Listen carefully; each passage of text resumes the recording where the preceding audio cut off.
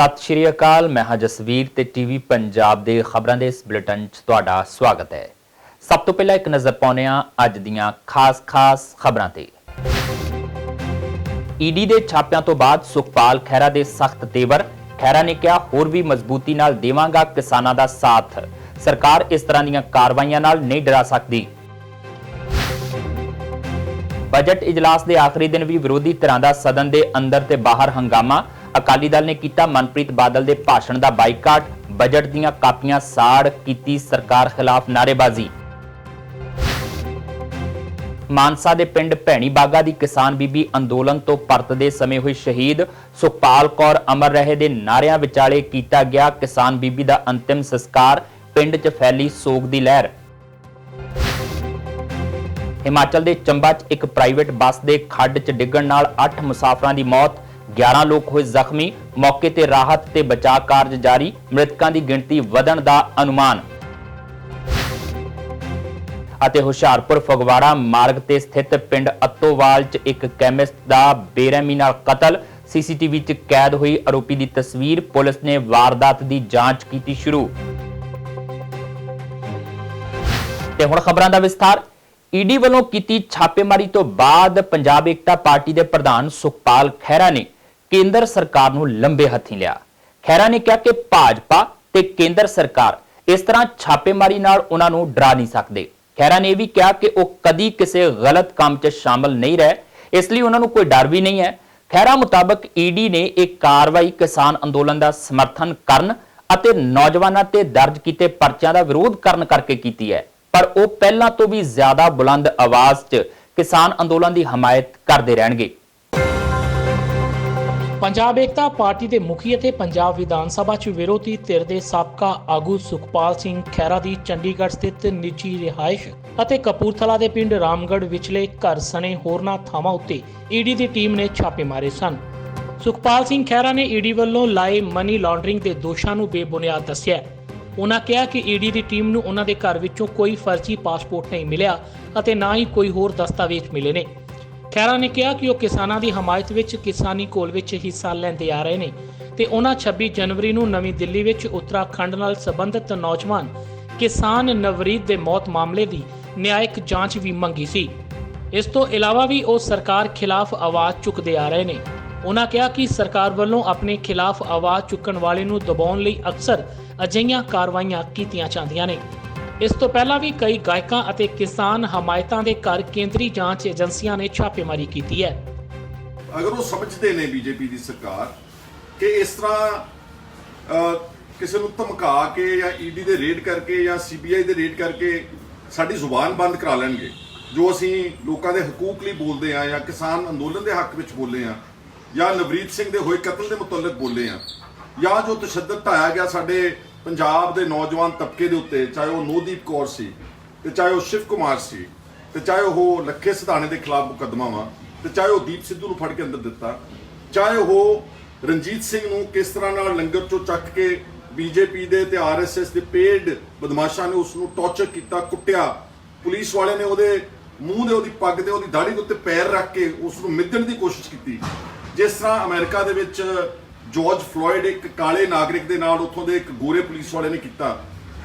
ਜਿਹੜਾ ਕੈਂਪੇਨ ਹੈ for human rights, ਜਿਹੜਾ my voice against atrocities, against police brutality, against torture, against violation of human rights in this country, ਇਹ ਬੰਦ ਨਹੀਂ ਹੋਵੇਗੀ, ਬਿਲਕੁਲ ਬੰਦ ਨਹੀਂ ਹੋਵੇਗੀ। ਔਰ ਇਦਾਂ ਦੇ ਈਡੀ ਦੇ ਨੋਟਿਸਸ ਉਹਨਾਂ ਨੇ ਕਈ ਐਕਟਰਸ, ਤਾਪਸੀ ਪੰਨੂ ਜਾਂ ਅਨੁਰਾਗ ਕਸ਼ਯਪ, ਦਲਜੀਤ ਦੋਸਾਂਝ, ਬਹੁਤ ਸਾਰੇ ਪੰਜਾਬ ਦੇ ਹੋਰ ਹੋਣਹਾਰ ਆਰਟਿਸਟ, ਲੋਕਾਂ ਨੂੰ ਈਡੀ ਦੇ ਬਹੁਤ ਸਾਰੇ ਨੋਟਿਸਸ, ਇਨਕਮ ਟੈਕਸ ਦੀਆਂ ਰੇਡਸ ਹੋਈਆਂ ਹੋਣਗੀਆਂ। ਪਰ ਜਿਹੜਾ ਕੱਲ ਉਹਨਾਂ ਨੇ ਆਣ ਕੇ ਮੇਰੇ ਹਕੂਕ ਦੇ ਉੱਤੇ ਡਾਕਾ ਮਾਰਿਆ, ਕਿਉਂਕਿ ਇੱਕ ਪਾਸੇ ਪੰਜਾਬ ਦੀ ਵਿਧਾਨ ਸਭਾ ਦਾ ਸੈਸ਼ਨ ਚੱਲ ਰਿਹਾ ਸੀ ਤੇ ਜਦੋਂ ਸਵੇਰੇ ਟੀਮ ਆਈ ਹੈ, ਮੈਂ ਉਹਨਾਂ ਨੂੰ ਕਿਹਾ ਮੈਂ ਮੈਂਬਰ ਆ, ਮੈਂ ਫਾਰਮਰ ਲੀਡਰ ਆਫ ਆਪੋਜੀਸ਼ਨ ਹੈ ਤੇ ਮੈਂ ਆਪਣਾ ਵਿਧਾਨ ਸਭਾ ਦਾ ਸੈਸ਼ਨ ਅਟੈਂਡ ਕਰਨਾ, ਤਾਂ ਤੁਸੀਂ ਮੇਰੀ ਪ੍ਰੈਮਿਸਿਸ, ਮੇਰੀ ਕੋਠੀ ਨੂੰ, ਮੇਰੇ ਘਰ ਨੂੰ ਜਿੰਨਾ ਮਰਜ਼ੀ ਸਰਚ ਕਰੋ, ਜੀ ਸੱਦ ਕੇ ਸਰਚ ਕਰੋ, ਕਿਉਂਕਿ ਮੈਂ ਤਾਂ ਕਦੀ ਕੋਈ ਮਨੀ ਲਾਂਡਰਿੰਗ, ਡਰੱਗ ਮਨੀ, ਇਹਦੇ ਨਾਲ ਕੋਈ ਦੂਰ ਦਾ ਸਰੋਕਾਰ ਵੀ ਨਹੀਂਗਾ। ਪਰ ਉਹ ਟੀਮ, ਉਹਨਾਂ ਨੂੰ ਦਿੱਲੀੋਂ ਦੁਬਾਰਾ ਹਦਾਇਤਾਂ ਆ ਰਹੀਆਂ ਸੀ, ਟੈਲੀਫੋਨ ਜਾ ਕੇ ਸੁਣਦੇ ਸੀ ਬਾਹਰ, ਉਹਨਾਂ ਨੇ ਸਾਡੇ ਕੋਲੋਂ ਮੇਰੇ ਫੋਨਸ ਸਾਰੇ ਰਖਾਲੇ ਖੋਲੇ। ਸੁਖਪਾਲ ਸਿੰਘ ਖਹਿਰਾ ਨੇ ਕਿਹਾ ਕਿ ਉਹ ਭਾਜਪਾ ਤੇ ਕੇਂਦਰ ਸਰਕਾਰ ਦੀਆਂ ਅਜਿਹੀਆਂ ਕਾਰਵਾਈਆਂ ਤੋਂ ਡਰਨ ਵਾਲੇ ਨਹੀਂ ਹਨ। ਖਹਿਰਾ ਨੇ ਕਿਸਾਨੀ ਅੰਦੋਲਨ ਦਾ ਹੋਰ ਵੀ ਵੱਧ ਚੜ੍ਹ ਕੇ ਸਮਰਥਨ ਕਰਨ ਦਾ ਐਲਾਨ ਕੀਤਾ। ਖਹਿਰਾ ਨੇ ਕਿਹਾ ਕਿ ਉਹਨਾਂ ਦੇ ਪਰਿਵਾਰ ਦਾ ਇਤਿਹਾਸ ਕੁਰਬਾਨੀਆਂ ਨਾਲ ਭਰਿਆ ਰਿਹਾ ਹੈ ਅਤੇ ਸਰਕਾਰ ਦੀਆਂ ਅਜਿਹੀਆਂ ਕਾਰਵਾਈਆਂ ਉਹਨਾਂ ਨੂੰ ਡਰਾ ਨਹੀਂ ਸਕਦੀਆਂ। ਮੈਂ ਇਹ ਪ੍ਰਣ ਕਰਦਾ ਵਾਂ ਕਿ ਇਹ ਜਿਹੜੀ ਆਵਾਜ਼ ਪਹਿਲਾਂ ਬੋਲਦੇ ਨੇ, ਚੱਕਦੇ ਰਹੇ ਨਵਰੀਤ ਦੇ ਹੱਕ ਵਿੱਚ, ਹਿਊਮਨ ਰਾਈਟ ਐਕਟਿਵਿਸਟ ਦੇ, ਇਹ ਹੋਰ ਤੇਜ਼ ਕਰਾਂਗੇ। ਔਰ ਮੈਂ ਦੋ ਕੁ ਦਿਨ ਤੋਂ ਬਾਅਦ ਮੈਂ ਪ੍ਰੋਗਰਾਮ ਦੇਣਾ ਵਾ ਤੇ ਮੈਂ ਉਸੇ ਕਿਸਾਨ ਅੰਦੋਲਨ ਵਿੱਚ ਜਾਣਾ ਵਾ ਦੁਬਾਰਾ। ਜੇ ਬੀਜੇਪੀ ਜਾਂ ਸਰਕਾਰ ਇਹ ਸਮਝਦੀ ਆ ਕਿ ਤੁਸੀਂ ਇਦਾਂ ਦੀਆਂ ਗਿੱਦੜ ਭੁੱਕੀਆਂ ਦੇ ਨਾਲ ਪਰਚੇ ਦਰਜ ਕਰਕੇ ਸਾਡੇ ਰੇਡ ਮਾਰ ਕੇ ਤੁਸੀਂ ਇਸ ਗੱਲ ਤੋਂ ਸਾਨੂੰ ਪਿੱਛੇ ਹਟਾ ਦੋਗੇ, ਤੁਸੀਂ ਨਹੀਂ ਹੀ ਹਟਾ ਸਕਦੇ।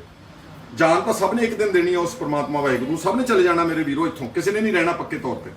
ਇਸ ਲਈ ਜਦੋਂ ਆਪਾਂ ਆਪਣੀ ਜ਼ਮੀਰ ਵੇਚ ਦਿੰਨੇ ਆ ਜਾਂ ਘਬਰਾ ਜਾਂਦੇ ਆ, ਡਰ ਜਾਂਦੇ ਆ, ਫਿਰ ਅੰਦਰੋਂ ਆਦਮੀ ਅਲਟੀਮੇਟਲੀ ਇੱਕ ਉਹਦੀ ਕਾਇਰਾਂ ਵਾਲੀ ਮੌਤ ਹੋ ਜਾਂਦੀ ਆ।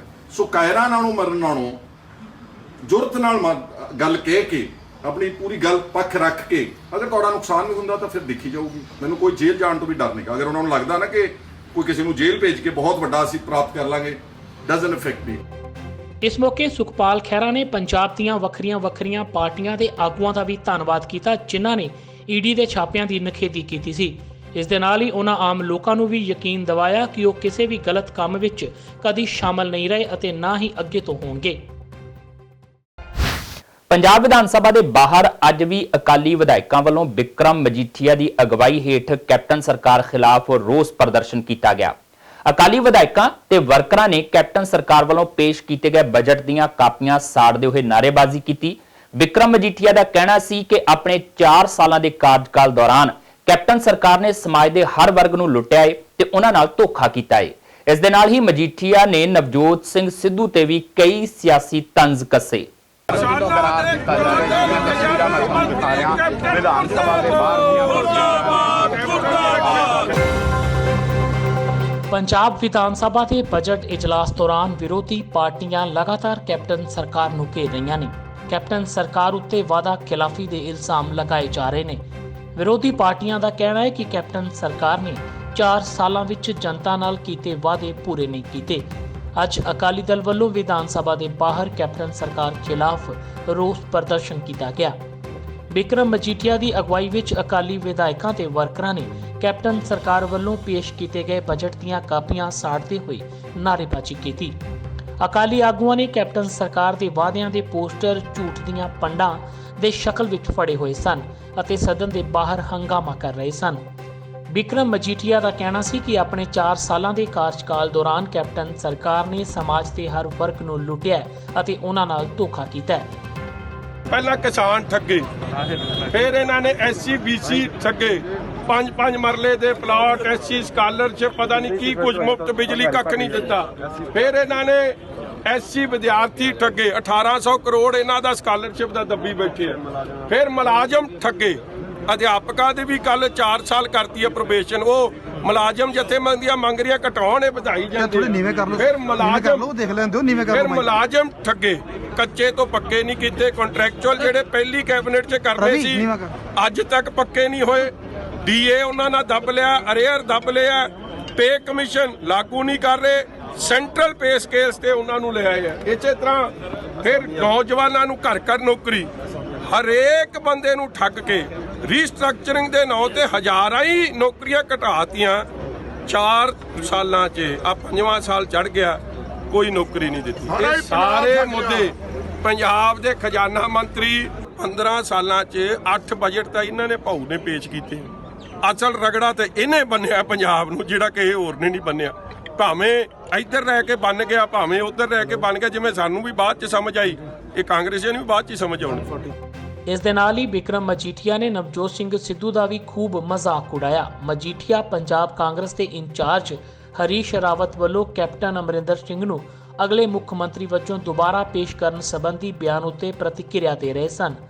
ਮਜੀਠੀਆ ਨੇ ਕਿਹਾ ਕਿ ਹਰੀਸ਼ ਰਾਵਤ ਵੀ ਕੈਪਟਨ ਅਮਰਿੰਦਰ ਸਿੰਘ ਤੋਂ ਡਰ ਗਏ ਲੱਗਦੇ ਨੇ।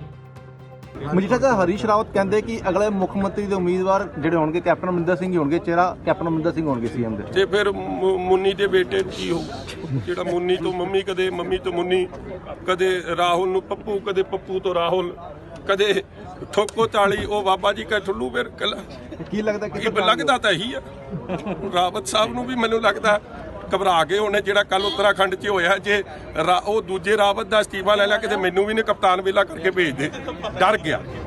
ਦੱਸ ਦਈਏ ਕਿ ਪੰਜਾਬ ਵਿਧਾਨ ਸਭਾ ਦੇ ਸਪੀਕਰ ਵੱਲੋਂ ਅਕਾਲੀ ਦਲ ਦੇ ਵਿਧਾਇਕਾਂ ਉੱਤੇ ਸਦਨ ਦੀ ਕਾਰਵਾਈ ਵਿੱਚ ਸ਼ਾਮਲ ਹੋਣ ਤੇ ਲਗਾਈ ਗਈ ਪਾਬੰਦੀ ਹਟਾ ਲਈ ਗਈ ਹੈ। ਇਸ ਮਗਰੋਂ ਅਕਾਲੀ ਦਲ ਨੇ ਹੋਰ ਹਮਲਾਵਰ ਹੁੰਦੇ ਹੋਏ ਕੈਪਟਨ ਸਰਕਾਰ ਨੂੰ ਸਦਨ ਦੇ ਅੰਦਰ ਅਤੇ ਬਾਹਰ ਘੇਰਨਾ ਆਰੰਭ ਦਿੱਤਾ ਹੈ। ਪੰਜਾਬ ਵਿਧਾਨ ਸਭਾ 'ਚ ਖਜ਼ਾਨਾ ਮੰਤਰੀ ਮਨਪ੍ਰੀਤ ਸਿੰਘ ਬਾਦਲ ਦੇ ਭਾਸ਼ਣ ਦਾ ਅੱਜ ਸ਼੍ਰੋਮਣੀ ਅਕਾਲੀ ਦਲ ਨੇ ਬਾਈਕਾਟ ਕੀਤਾ ਅਤੇ ਵਿਕਰਮ ਮਜੀਠੀਆ ਦੀ ਅਗਵਾਈ 'ਚ ਸਾਰੇ ਵਿਧਾਇਕ ਸਦਨ ਤੋਂ ਬਾਹਰ ਆ ਗਏ। ਵਿਕਰਮ ਮਜੀਠੀਆ ਨੇ ਕਿਹਾ ਕਿ ਕੈਪਟਨ ਸਰਕਾਰ ਸਦਨ ਅੰਦਰ ਝੂਠ ਤੇ ਝੂਠ ਬੋਲ ਰਹੀ ਹੈ, ਜਿਸ ਨੂੰ ਸੁਣਨ ਦਾ ਕੋਈ ਫਾਇਦਾ ਨਹੀਂ। ਮਜੀਠੀਆ ਨੇ ਇੱਕ ਵਾਰ ਫਿਰ ਕੈਪਟਨ ਸਰਕਾਰ ਨੂੰ ਹਰ ਫਰੰਟ ਤੇ ਫੇਲ ਦੱਸਦਿਆਂ ਪੰਜਾਬ ਦੇ ਮਾੜੇ ਹਾਲਾਤਾਂ ਲਈ ਖਜ਼ਾਨਾ ਮੰਤਰੀ ਮਨਪ੍ਰੀਤ ਸਿੰਘ ਬਾਦਲ ਨੂੰ ਜ਼ਿੰਮੇਵਾਰ ਦੱਸਿਆ। ਮੇਰੇ ਵੀਰੋ, ਮੁਲਾਜ਼ਮਾਂ ਨਾਲ ਧੱਕਾ, ਐਸਸੀ ਭਾਈਚਾਰੇ ਨਾਲ ਧੱਕਾ, ਫਿਰ ਪੈਨਸ਼ਨ ਕਹਿੰਦੇ ਅਸੀਂ 1500 ਕਰਤੀ, ਵਾਅਦਾ ਕਿੰਨਾ ਕੀਤਾ ਸੀ 2500 ਦਾ। ਮੈਂ ਇਹਨਾਂ ਨੂੰ ਪੁੱਛਿਆ 1500 ਕੀਤੀ, ਦੇਖੋ ਮਨਸ਼ਾ ਚੰਗੀ ਹੁੰਦੀ ਤੇ ਕਹਿੰਦੇ ਅੱਜ ਤੋਂ 1500, ਮਗਰ ਮਨਸ਼ਾ ਉਹਦੇ 'ਚ ਵੀ ਮਾੜੀ ਸੀ, ਕਹਿੰਦੇ 1/7। ਕਿਹਨੂੰ ਟੇਵਾ ਵਿਖਾਇਆ ਜਿਹੜਾ 1/7 ਹਰ ਤਰੀਕ 1/7 ਪਾਤੀ ਹੈ? ਮਹੀਨੇ 3 ਰਹਿ ਜਾਣੇ ਤੁਹਾਡੇ ਮਗਰ, ਜਦੋਂ ਝੂਠ ਬੋਲ ਕੇ ਕਿੱਧਰ ਜਾਓਗੇ? ਮਗਰ ਜੇ ਮਨਸ਼ਾ ਚੰਗੀ ਹੁੰਦੀ ਤਾਂ ਪਿਛਲੇ 4 ਸਾਲਾਂ ਦਾ ਵੀ ਕਹਿ ਦਿੰਦੇ ਅਸੀਂ ਪੈਨਸ਼ਨ ਪੂਰੀ ਦੇਵਾਂਗੇ, ਜਿਨ੍ਹਾਂ ਨੂੰ ਸ਼ਗਨ ਨਹੀਂ ਦਿੱਤੇ 51,000 ਉਹਨਾਂ ਨੂੰ ਵੀ ਪੂਰੇ ਦੇਵਾਂਗੇ। ਮਗਰ ਜੇ ਸਰਕਾਰ ਦੀ ਸੋਚ ਹੀ ਮਾੜੀ ਹੋਵੇ, ਨੀਤੀ ਮਾੜੀ ਹੋਵੇ, ਜਿਹਨੇ ਸਹੁੰ ਖਾ ਕੇ ਜਿਹੜਾ ਗੁਰੂ ਦਾ ਨਹੀਂ ਬਣਿਆ, ਉਹਨੇ ਪੰਜਾਬ ਦੇ ਲੋਕਾਂ ਦਾ ਕਿੱਥੇ ਬਣ ਜਾਣਾ। ਔਰ ਦੇਸ਼ ਪੰਜਾਬ ਸੂਬੇ ਦਾ ਦਿਵਾਲੀਆ ਕੱਢਤਾ। ਔਰ 15 ਸਾਲਾਂ 'ਚ, ਪਿਛਲੇ 15 ਸਾਲਾਂ 'ਚ 8 ਸਾਲ ਬਜਟ ਕਿਹਨੇ ਪੇਸ਼ ਕੀਤਾ? ਆ ਖਜ਼ਾਨਾ ਮੰਤਰੀ ਸਾਹਿਬ ਨੇ। ਲੋਕਾਂ ਨੂੰ ਝੂਠ ਸੱਚ ਬੋਲ ਕੇ, ਅਲਾਮਾ ਇਕਬਾਲ ਸੁਣਾ ਕੇ ਲੋਕਾਂ ਨੂੰ ਤਾਂ 15 ਸਾਲ ਤਾਂ ਲੁੱਟ ਇਹਨਾਂ ਨੇ ਕੀਤੀ ਹੈ। ਪਹਿਲਾਂ ਮੌਕਾ ਪ੍ਰਸਤੀ ਨਾਲ 3 ਸਾਲ ਇੱਥੇ, ਅਸਲ 'ਚ ਨੀਆਂ ਹੀ ਵਿਗਾੜਤੀਆਂ। 3 ਸਾਲ ਪਹਿਲਾਂ ਜਦ ਇੱਥੇ ਬਜਟ ਪੇਸ਼ ਕੀਤਾ, ਜਦੋਂ ਕੰਮ ਹਿੱਲ ਗਿਆ, ਵੇਖਿਆ ਪੰਜਾਬ ਨੂੰ ਮੈਂ ਹੁਣ ਡਬੋਤਾ ਤੇ ਭੱਜ ਕੇ ਉਧਰ ਚੜ ਗਏ, ਮਗਰ ਉਧਰ ਵੀ ਕੰਮ ਜਾ ਕੇ ਡਬੋਤਾ। ਇਹ ਅਸਲੀਅਤ ਹੈ।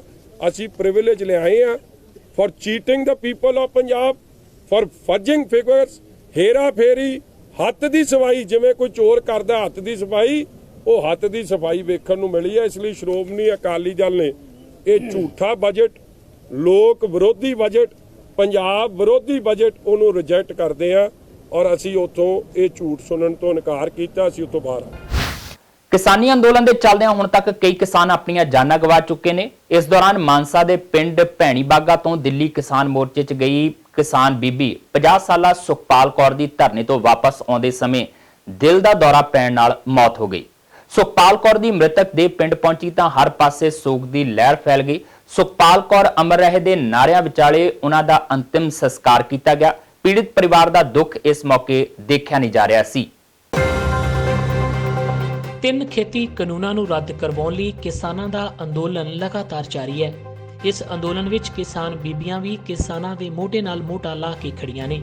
ਕਿਸਾਨੀ ਅੰਦੋਲਨ ਦੇ ਚੱਲਦਿਆਂ ਹੁਣ ਤੱਕ ਕਈ ਕਿਸਾਨ ਆਪਣੀਆਂ ਜਾਨਾਂ ਗਵਾ ਚੁੱਕੇ ਨੇ। ਇਸ ਦੌਰਾਨ ਮਾਨਸਾ ਦੇ ਪਿੰਡ ਭੈਣੀ ਬਾਗਾ ਤੋਂ ਦਿੱਲੀ ਕਿਸਾਨ ਮੋਰਚੇ ਵਿੱਚ ਗਈ ਕਿਸਾਨ ਬੀਬੀ ਸੁਖਪਾਲ ਕੌਰ ਦੀ ਧਰਨੇ ਤੋਂ ਵਾਪਸ ਆਉਂਦੇ ਸਮੇਂ ਦਿਲ ਦਾ ਦੌਰਾ ਪੈਣ ਨਾਲ ਮੌਤ ਹੋ ਗਈ। ਉਸ ਨੂੰ ਫਤਿਆਬਾਦ ਦੇ ਹਸਪਤਾਲ ਵਿਖੇ ਦਾਖਲ ਕਰਵਾਇਆ ਗਿਆ ਸੀ, ਜਿੱਥੇ ਉਸ ਨੂੰ ਮ੍ਰਿਤਕ ਕਰਾਰ ਦਿੱਤਾ ਗਿਆ। ਇਸ ਖਬਰ ਤੋਂ ਬਾਅਦ ਪਿੰਡ ਭੈਣੀ ਬਾਗਾ ਵਿਖੇ ਸੋਗ ਦੀ ਲਹਿਰ ਦੌੜ ਗਈ। ਹਜ਼ਾਰਾਂ ਕਿਸਾਨ ਤੇ ਬੀਬੀਆਂ ਸੁਖਪਾਲ ਕੌਰ ਦੇ ਅੰਤਿਮ ਸੰਸਕਾਰ ਵਿੱਚ ਭਾਗ ਲੈਣ ਲਈ ਪਹੁੰਚੇ। ਸੁਖਪਾਲ ਕੌਰ ਅਮਰ ਰਹੇ ਦੇ ਨਾਰਿਆਂ ਵਿਚਾਲੇ ਉਹਨਾਂ ਦਾ ਅੰਤਿਮ ਸੰਸਕਾਰ ਕੀਤਾ ਗਿਆ। ਕਿਸਾਨ ਆਗੂਆਂ ਦਾ ਕਹਿਣਾ ਸੀ ਕਿ ਕੇਂਦਰ ਸਰਕਾਰ ਆਪਣਾ ਅੜੀਅਲ ਰਵੱਈਆ ਨਹੀਂ ਛੱਡ ਰਹੀ ਅਤੇ ਲਗਾਤਾਰ ਮੌਤਾਂ ਦੀ ਗਿਣਤੀ ਵਧਦੀ ਜਾ ਰਹੀ ਹੈ। ਕੇਂਦਰ ਸਰਕਾਰ ਨੂੰ ਚਾਹੀਦਾ ਹੈ ਕਿ ਉਹ ਛੇਤੀ ਤੋਂ ਛੇਤੀ ਖੇਤੀ ਕਾਨੂੰਨ ਰੱਦ ਕਰੇ ਤਾਂ ਜੋ ਕਿਸਾਨ ਆਪਣੇ ਘਰਾਂ ਨੂੰ ਪਰਤ ਸਕਣ। ਸੁਖਪਾਲ ਕੌਰ ਮੋਰਚੇ ਦੇ ਵਿੱਚ ਪਹਿਲਾਂ ਵੀ, ਇਸ ਤੋਂ ਪਹਿਲਾਂ 7 ਦਿਨ ਦਿੱਲੀ ਮੋਰਚੇ ਦੇ ਵਿੱਚ ਰਹਿ ਕੇ ਆਈ ਸੀ। ਹੁਣ 7 ਮਾਰਚ ਨੂੰ ਦਿੱਲੀ ਦੇ ਲਈ ਰਵਾਨਾ ਹੋਏ। 8 ਮਾਰਚ ਨੂੰ ਔਰਤ ਦਿਵਸ ਦੇ ਦੌਰਾਨ ਅਸੀਂ ਉਸੇ ਬਾਰਡਰ ਤੇ ਪਕੌੜਾ ਚੌਂਕ ਦੇ ਵਿੱਚ ਟਿੱਕਰੀ ਬਾਰਡਰ ਰੈਲੀ ਰੱਖੀ ਸੀ ਤੇ ਇਹ 'ਚ ਹਜ਼ਾਰਾਂ ਲੱਖਾਂ ਦੀ ਗਿਣਤੀ ਦੇ ਵਿੱਚ ਔਰਤਾਂ ਗਈਆਂ। ਸੁਖਪਾਲ ਵੀ ਉਹਨਾਂ ਦੇ ਵਿੱਚ ਸ਼ਾਮਲ ਸੀ। ਕੱਲ ਵਾਪਸੀ ਸਮੇਂ ਫਤਿਆਬਾਦ ਦੇ ਨਜ਼ਦੀਕ ਅਚਾਨਕ ਇਹਨਾਂ ਦੀ ਜਿਹੜੀ ਤਬੀਅਤ ਖਰਾਬ ਹੋਈ ਤਾਂ ਅਸੀਂ ਇਹਨਾਂ ਨੂੰ ਪ੍ਰਾਈਵੇਟ ਹਸਪੀਟਲ ਦੇ ਵਿੱਚ ਐਡਮਿਟ ਕਰਵਾਇਆ, ਜਿੱਥੇ ਇਹਨਾਂ ਨੂੰ ਮ੍ਰਿਤਕ ਘੋਸ਼ਿਤ ਕਰ ਦਿੱਤਾ ਗਿਆ। ਤੋਂ ਸਾਡੀ ਬੇਟੀ ਕਿਸਾਨ ਅੰਦੋਲਨ ਦੇ ਲੇਖੇ ਲੱਗੀ ਹੈ। ਸਾਰੇ ਹੀ ਕਿਸਾਨ ਜਿਹੜੇ ਸ਼ਹੀਦ ਹੋਏ ਆ ਉਹਨਾਂ ਦੀ ਲੜੀ ਦੇ ਵਿੱਚ ਪਰੋਈ ਗਈ ਹੈ। ਔਰ ਸਾਡੀਆਂ ਜਿਹੜੀਆਂ ਹੋ ਰਹੀਆਂ ਸ਼ਹੀਦੀਆਂ ਨੇ ਇਹ ਅਜਾਈ ਨਹੀਂ ਜਾਣਗੀਆਂ। ਅਸੀਂ ਜਿਹੜਾ ਸਾਡੀ ਮੌਤ ਦੇ ਵਾਰੰਟ ਲੈ ਕੇ ਆਈ ਆ ਸਰਕਾਰ ਕਾਨੂੰਨ, ਉਹਨਾਂ ਕਾਨੂੰਨਾਂ ਨੂੰ ਰੱਦ ਕਰਾਵਾਂਗੇ ਤਾਂ ਇਹ ਸ਼ਹੀਦੀਆਂ ਉਸ ਕਾਨੂੰਨਾਂ ਨੂੰ ਵਾਪਸ ਕਰਨ ਲਈ ਸਰਕਾਰ ਨੂੰ ਮਜਬੂਰ ਕਰਨੀ ਆ। ਚਾਹੇ ਕਿੰਨਾ ਵੀ ਸਰਕਾਰ ਦਮਨ ਕਰੇ, ਸਾਨੂੰ ਹੋਰ ਲੱਖਾਂ ਦੀ ਗਿਣਤੀ ਵਿੱਚ ਸ਼ਹੀਦੀਆਂ ਪਾਉਣੀਆਂ ਪੈਣ, ਪਰ ਇੱਕ ਗੱਲ ਟੱਲ ਹੈ ਕਿ ਜਿੰਨਾ ਚਿਰ ਕਾਨੂੰਨ ਰੱਦ ਨਹੀਂ ਹੁੰਦੇ ਦਿੱਲੀ ਦਾ ਮੋਰਚਾ ਜਿਉਂ ਦਾ ਤਿਉਂ ਜਾਰੀ ਰਹੂਗਾ। ਚਾਹੇ 6 ਮਹੀਨੇ ਲੱਗਦੇ ਆ, ਚਾਹੇ ਸਾਲ ਲੱਗਦੇ ਆ, ਚਾਹੇ 2 ਸਾਲ ਲੱਗਦੇ ਆ, ਜਿੱਤ ਕੇ ਹੀ ਮੁੜਾਂਗੇ। ਸਰਕਾਰ ਨੂੰ ਸਾਡੀ ਲਾਹਨਤ, ਜਿਹੜੀਆਂ ਸਾਡੀਆਂ ਸ਼ਹੀਦੀਆਂ ਉੱਥੇ ਪੈ ਰਹੀਆਂ ਨੇ, ਉਹ ਸਰਕਾਰ ਨੂੰ ਸਾਡੀ ਬਹੁਤ ਵੱਡੀ ਲਾਹਨਤ ਹੈ, ਜਿਹੜੀ ਘੱਟੋ ਘੱਟ 300-250 ਸਾਡੀ ਉੱਥੇ ਸ਼ਹੀਦੀ ਪੈ ਚੁੱਕੀ ਹੈ, ਉਹ ਤੇ ਕੋਈ ਅਸਰ ਨਹੀਂ ਪੈਂਦਾ। ਪਰ ਅਸੀਂ ਕੇਂਦਰ ਸਰਕਾਰ ਨੂੰ ਕਹਿੰਦੇ ਆ ਵੀ ਅਸੀਂ ਮਾਈ ਭਾਗੋ ਦੀਆਂ ਵਾਰਸਾਂ ਹੈ, ਭਾਵੇਂ ਸਾਨੂੰ ਹੋਰ ਕਿਉਂ ਨਾ ਸ਼ਹੀਦੀਆਂ ਦੇਣੀਆਂ ਪੈ ਜਾਣ, ਪਰ ਜਿੰਨਾ ਚਿਕ ਅਸੀਂ ਇਹ ਮੋਰਚਾ ਜਿੱਤਦੇ ਨਹੀਂ, ਉਹਨਾਂ ਚਿਕ ਅਸੀਂ ਉਸ ਮੋਰਚੇ ਤੋਂ ਉੱਠ ਕੇ ਨਹੀਂ ਆਉਣਾ। ਦੱਸ ਦਈਏ ਕਿ ਸ਼ਹੀਦ ਸੁਖਪਾਲ ਕੌਰ ਦੇ ਪਿਤਾ ਇੰਦਰ ਸਿੰਘ ਭੈਣੀ ਬਾਘਾ ਭਾਰਤੀ ਕਿਸਾਨ ਯੂਨੀਅਨ ਏਕਤਾ ਉਗਰਾਹਾਂ ਨਾਲ ਜੁੜੇ ਹੋਏ ਸਨ। ਸੁਖਪਾਲ ਕੌਰ ਖੁਦ ਵੀ ਕਈ ਵਾਰ ਦਿੱਲੀ ਵਿਖੇ ਚੱਲ ਰਹੇ ਕਿਸਾਨ ਅੰਦੋਲਨ ਵਿੱਚ ਹਿੱਸਾ ਲੈਣ ਲਈ ਗਈ ਸੀ। ਉਸ ਦੀ ਅਚਾਨਕ ਮੌਤ ਉੱਤੇ ਕਿਸਾਨ ਜਥੇਬੰਦੀਆਂ ਡੂੰਘੇ ਦੁੱਖ ਦਾ ਇਜ਼ਹਾਰ ਕਰ ਰਹੀਆਂ ਨੇ।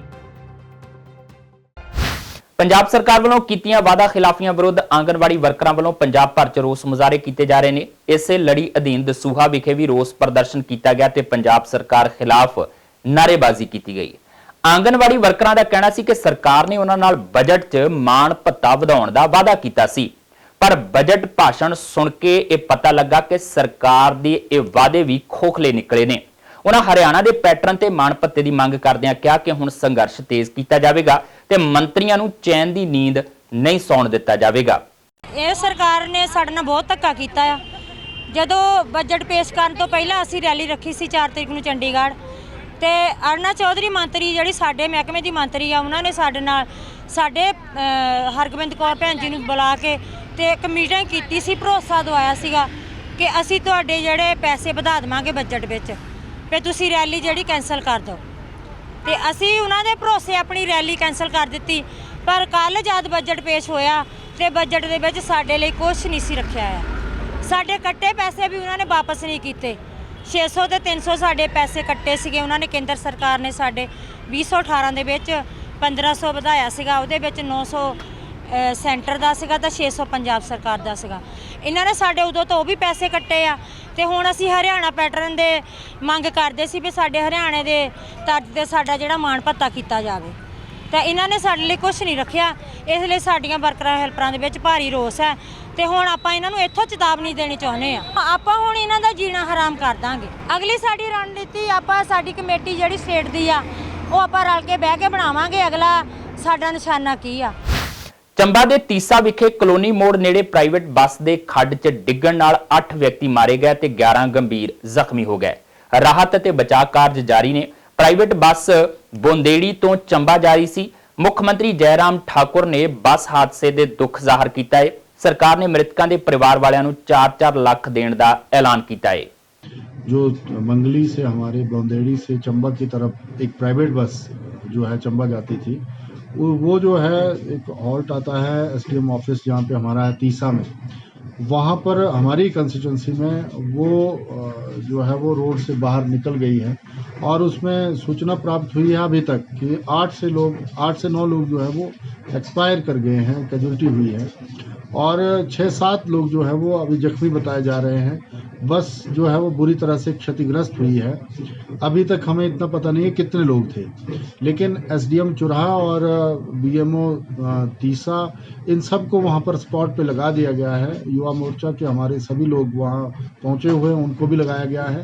पर दुर्भाग्यपूर्ण ये है कि बस इस तरह से क्षतिग्रस्त हुई है कि आप इमेजिन नहीं कर सकते बस है कि क्या था ये।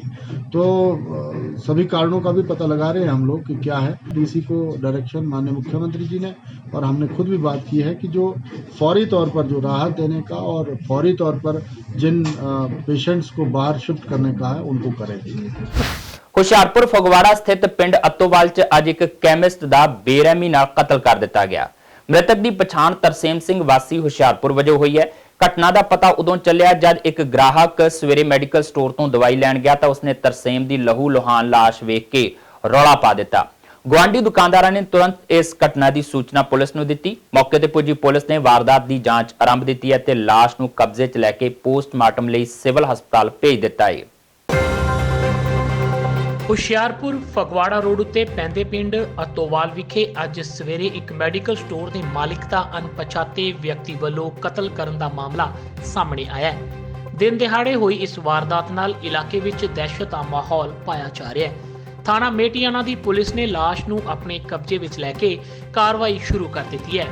ਮ੍ਰਿਤਕ ਦੀ ਪਛਾਣ ਤਰਸੇਮ ਸਿੰਘ ਪੁੱਤਰ ਪ੍ਰੀਤਮ ਦਾਸ ਵਾਸੀ ਸ਼੍ਰੀ ਗੁਰੂ ਰਵਿਦਾਸ ਨਗਰ ਹੁਸ਼ਿਆਰਪੁਰ ਵਜੋਂ ਹੋਈ ਹੈ। ਤਰਸੇਮ ਸਿੰਘ ਪਿੰਡ ਅਤੋਵਾਲ ਵਿਖੇ ਕਈ ਸਾਲਾਂ ਤੋਂ ਮੈਡੀਕਲ ਸਟੋਰ ਚਲਾ ਰਿਹਾ ਸੀ। ਅੱਜ ਜਦੋਂ ਉਸਨੇ ਸਵੇਰੇ 7:30 ਵਜੇ ਦੇ ਕਰੀਬ ਆਪਣਾ ਮੈਡੀਕਲ ਸਟੋਰ ਖੋਲ੍ਹਿਆ ਤਾਂ ਇੱਕ ਬਾਈਕ ਸਵਾਰ ਨੇ ਉਸ ਦੇ ਸਟੋਰ ਉੱਤੇ ਆ ਕੇ ਉਸ ਤੇ ਤੇਜ਼ਧਾਰ ਹਥਿਆਰਾਂ ਨਾਲ ਹਮਲਾ ਕਰ ਦਿੱਤਾ ਤੇ ਕਤਲ ਕਰਕੇ ਮੌਕੇ ਤੋਂ ਫਰਾਰ ਹੋ ਗਿਆ। ਆਰੋਪੀ ਦੀ ਤਸਵੀਰ ਮੈਡੀਕਲ ਸਟੋਰ ਸਾਹਮਣੇ ਲੱਗੇ ਇੱਕ ਸੀਸੀਟੀਵੀ ਕੈਮਰੇ ਵਿੱਚ ਕੈਦ ਹੋਈ ਹੈ।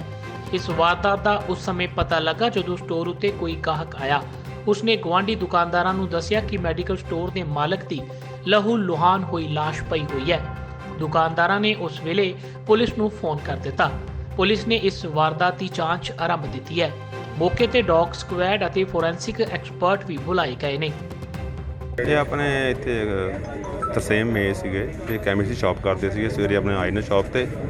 ਉਸ ਤੋਂ ਬਾਅਦ ਇੱਕ ਲੜਕਾ ਆਉਂਦਾ ਜੋ ਵੀਡੀਓ ਮੁਤਾਬਕ ਹੈਗਾ ਵਿਖਾਇਆ ਅਨਨੋਨ ਲੜਕਾ ਸੀਗਾ। ਉਹਨਾਂ ਨੇ ਆ ਕੇ ਇਹਨਾਂ ਦੇ ਜਿਹੜਾ ਮਰਡਰ ਕੀਤਾ। ਇਸ ਸੰਬੰਧ 'ਚ ਅਸੀਂ ਉਹ ਕਰ ਰਹੇ ਹਾਂ FA ਲੌਜ ਕਰ ਰਹੇ ਹਾਂ।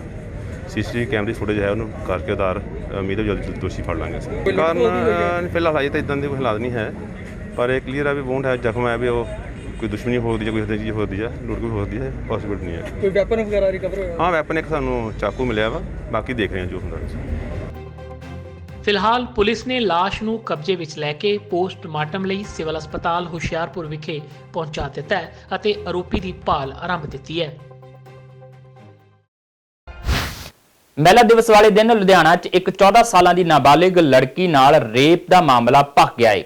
ਦੇਰ ਸ਼ਾਮ ਭੜਕੇ ਲੋਕਾਂ ਨੇ ਥਾਣੇ ਬਾਹਰ ਰੋਸ ਪ੍ਰਦਰਸ਼ਨ ਸ਼ੁਰੂ ਕਰ ਦਿੱਤਾ। ਲੋਕਾਂ ਦਾ ਕਹਿਣਾ ਸੀ ਕਿ ਆਰੋਪੀ ਟਿਊਸ਼ਨ ਟੀਚਰ ਨੇ ਬੱਚੀ ਨੂੰ ਕਾਪੀ ਦੇਣ ਦੇ ਬਹਾਨੇ ਬੁਲਾਇਆ ਤੇ ਆਪਣੇ ਇੱਕ ਹੋਰ ਦੋਸਤ ਨਾਲ ਮਿਲ ਕੇ ਪੂਰੀ ਰਾਤ ਉਸ ਨਾਲ ਜ਼ਬਰ ਜਨਾਹ ਕੀਤਾ। ਘਟਨਾ ਦਾ ਪਤਾ ਚੱਲਦਿਆਂ ਹੀ ਨਾਬਾਲਿਗ ਦੇ ਪਰਿਵਾਰ ਨੇ ਪੁਲਿਸ ਨੂੰ ਸੂਚਨਾ ਦਿੱਤੀ ਪਰ ਕਿਸੇ ਵੀ ਆਰੋਪੀ ਖਿਲਾਫ ਕਾਰਵਾਈ ਨਹੀਂ ਕੀਤੀ ਗਈ। ਦੂਜੇ ਪਾਸੇ ਪੁਲਿਸ ਅਧਿਕਾਰੀਆਂ ਦਾ ਕਹਿਣਾ ਸੀ ਕਿ ਆਰੋਪੀਆਂ ਖਿਲਾਫ ਪਰਚਾ ਦਰਜ ਕਰ ਲਿਆ ਗਿਆ ਹੈ। ਉਹਨਾਂ ਦੀ ਭਾਲ ਕੀਤੀ ਜਾ ਰਹੀ है तो जल्दी ही उन्हें गिरफ्तार भी कर लिया जाएगा।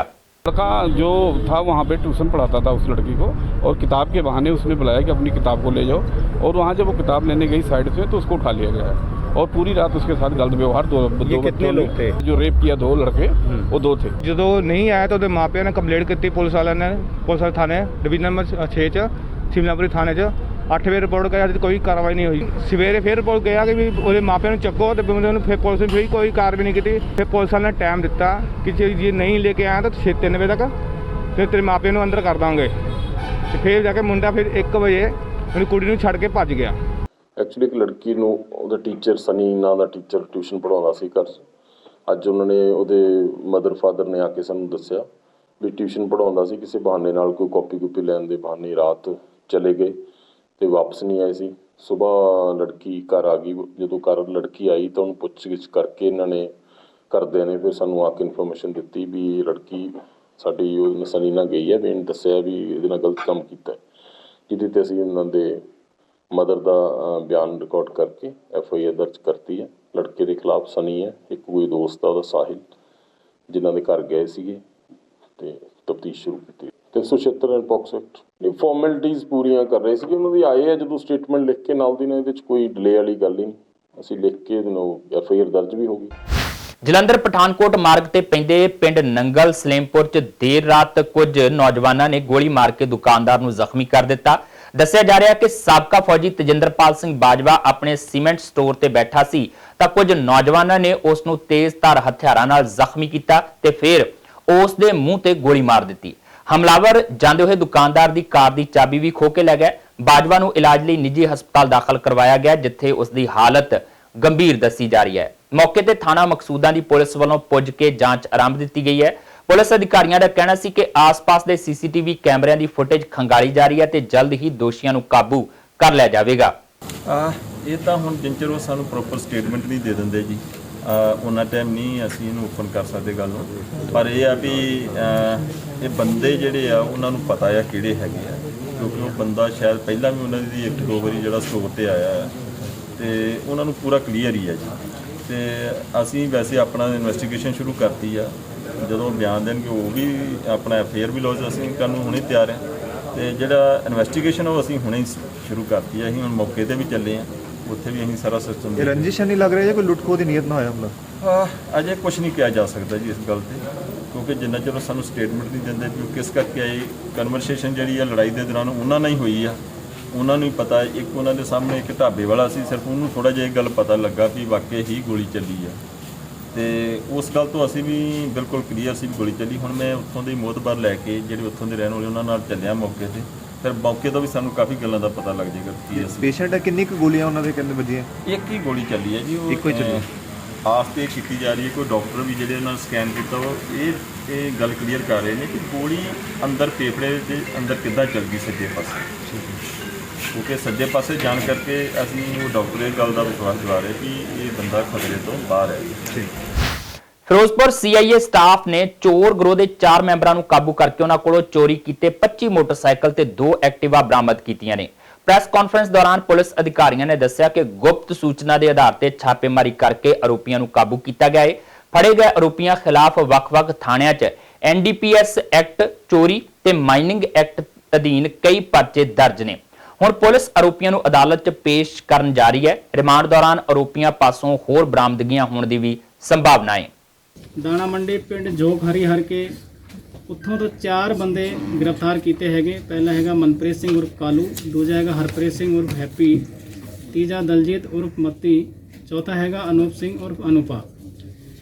ਇਹਨਾਂ ਕੋਲ ਪੂਰਾ ਪੁੱਛਤਾਛ ਅਸੀਂ ਕੀਤਾ ਤਾਂ ਟੋਟਲ ਰਿਕਵਰੀ 25 ਮੋਟਰਸਾਈਕਲ ਔਰ 2 ਐਕਟਿਵਾ ਅਸੀਂ ਰਿਕਵਰ ਕੀਤੇ ਹੈਗੇ।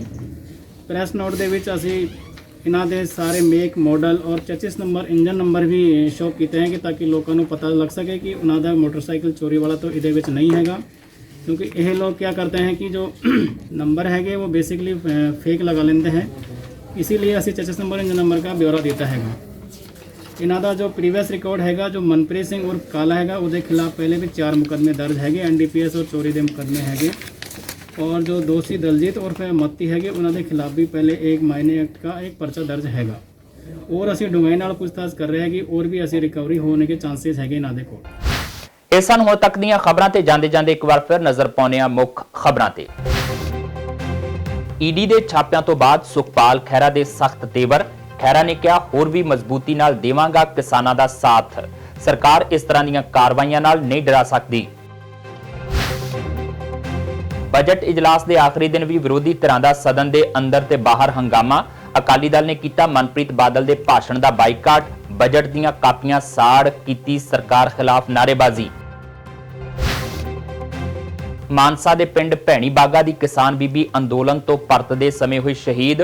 ਸੁਖਪਾਲ ਕੌਰ ਅਮਰ ਰਹੇ ਦੇ ਨਾਰਿਆਂ ਵਿਚਾਲੇ ਕੀਤਾ ਗਿਆ ਕਿਸਾਨ ਬੀਬੀ ਦਾ ਅੰਤਿਮ ਸੰਸਕਾਰ। ਪਿੰਡ 'ਚ ਫੈਲੀ ਸੋਗ ਦੀ ਲਹਿਰ। ਹਿਮਾਚਲ ਦੇ ਚੰਬਾ 'ਚ ਇੱਕ ਪ੍ਰਾਈਵੇਟ ਬੱਸ ਦੇ ਖੱਡ 'ਚ ਡਿੱਗਣ ਨਾਲ 8 ਮੁਸਾਫਰਾਂ ਦੀ ਮੌਤ, 11 ਲੋਕ ਹੋਏ ਜ਼ਖਮੀ। ਮੌਕੇ ਤੇ ਰਾਹਤ ਤੇ ਬਚਾਅ ਕਾਰਜ ਜਾਰੀ, ਮ੍ਰਿਤਕਾਂ ਦੀ ਗਿਣਤੀ ਵਧਣ ਦਾ ਅਨੁਮਾਨ। ਅਤੇ ਹੁਸ਼ਿਆਰਪੁਰ ਫਗਵਾੜਾ ਮਾਰਗ ਤੇ ਸਥਿਤ ਪਿੰਡ ਅੱਤੋਵਾਲ 'ਚ ਇੱਕ ਕੈਮਿਸਟ ਦਾ ਬੇਰਹਿਮੀ ਨਾਲ ਕਤਲ। CCTV 'ਚ ਕੈਦ ਹੋਈ ਆਰੋਪੀ ਦੀ ਤਸਵੀਰ। ਪੁਲਿਸ ਨੇ ਵਾਰਦਾਤ ਦੀ ਜਾਂਚ ਕੀਤੀ ਸ਼ੁਰੂ। ਇਸ ਦੇ ਨਾਲ ਹੀ ਆਪਣੇ ਜਸਵੀਰ ਨੂੰ ਦਿਓ ਇਜਾਜ਼ਤ ਤੇ ਦੇਖਦੇ ਰਹੋ TV ਪੰਜਾਬ।